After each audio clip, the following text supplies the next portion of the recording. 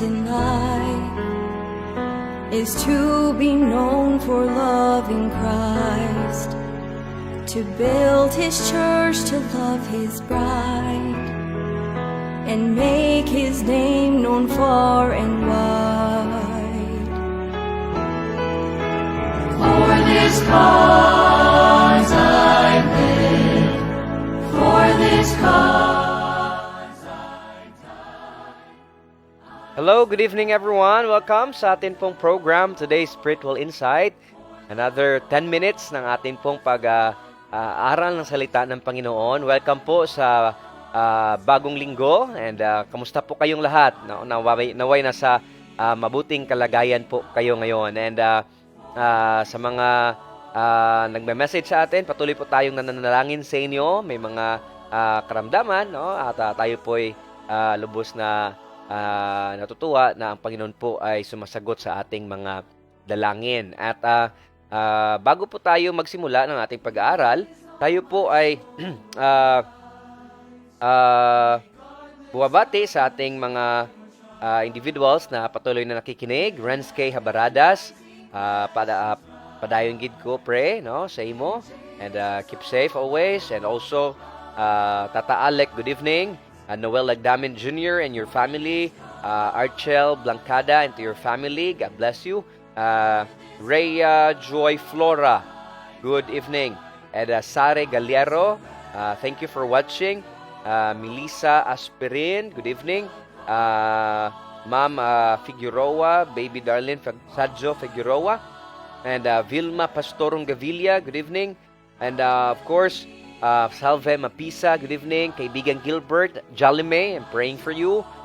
Get well soon, and God bless your family. Good evening to Vallejo, Maria Gwenet, and Rose Fabilurin, Rachel Naelga, Shama Valdez, J.M. Nietes, Nantisan Dislate, Nungdingdong Nietes, Ma'am Eleanor Flores, good evening. And Amigo Salvador, Joy Ramos, Nancy Nicor, Tita Teng, Lydia, mga families, Catherine Dumaniel, good evening. Family Sore, Family Roselio, Family Lydia, good evening. And of course, sa mga family na nakikinig sa atin, Family Udango, Family Sumbito, Duk Suset, thank you for listening and watching. Family Apurada, Family Herbilian, Tolboy, we're praying for you.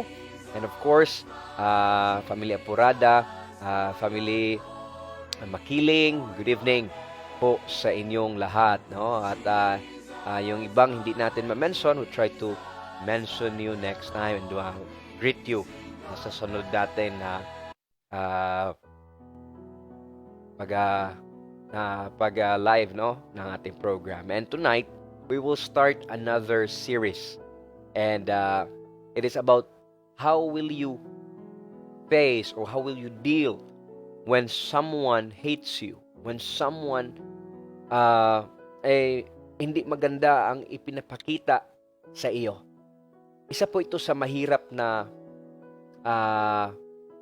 kakaharapin natin. And this is a reality. How will you respond to people who don't like you? How will you respond to people who wants to harm you? Because this is a reality. May mga taong ayaw talaga sa atin. People who even go down to fabricate stories just to destroy you. Diba? Mayroong mga taong gusto kang sirain. Now, how will you respond to this? May mga nangyayari ito sa loob ng ating workplace, ating trabaho. Mayroong mga naninira sa atin. Or even there are friends, there are people, even close to us,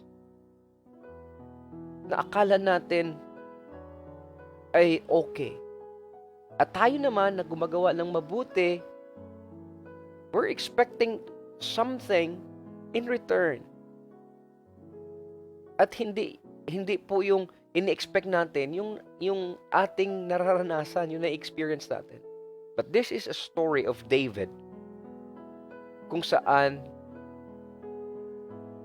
yung kumakalaban sa kanya at yung galit sa kanya ay isang hari.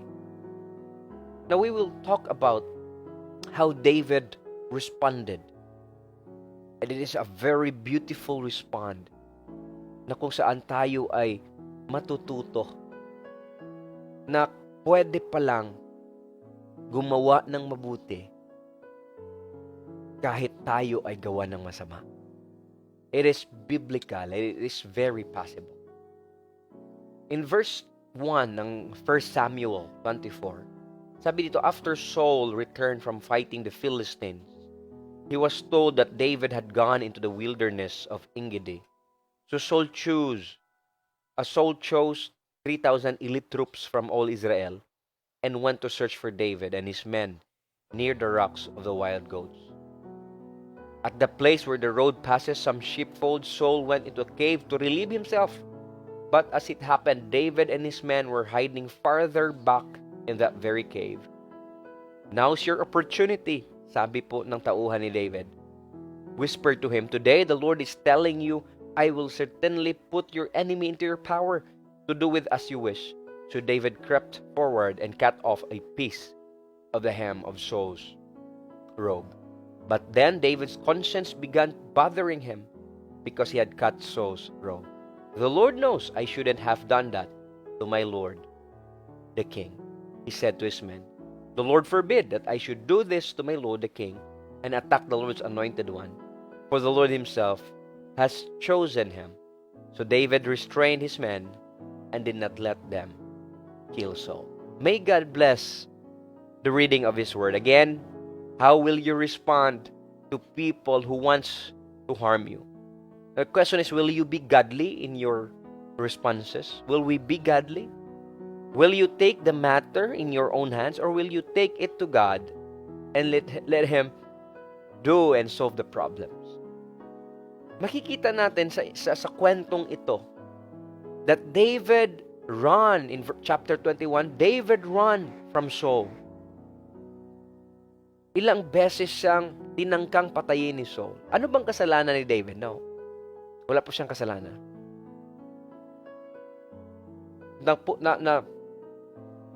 Umabot sa point na kung saan yung bitterness, yung anger, yung jealousy ang nasa puso ni Saul. He did not expect na yung patay ni David kay Goliath ay maging spark plug. Nag-spark na kung saan ang mga tao ay minahal lalo si David. And they are expecting that David will be the next king. At yun yung ayaw na mangyari ni Saul. Kasi nga, siya yung hari, dapat yung anak niya, yan si Jonathan, yun yung next na maging king.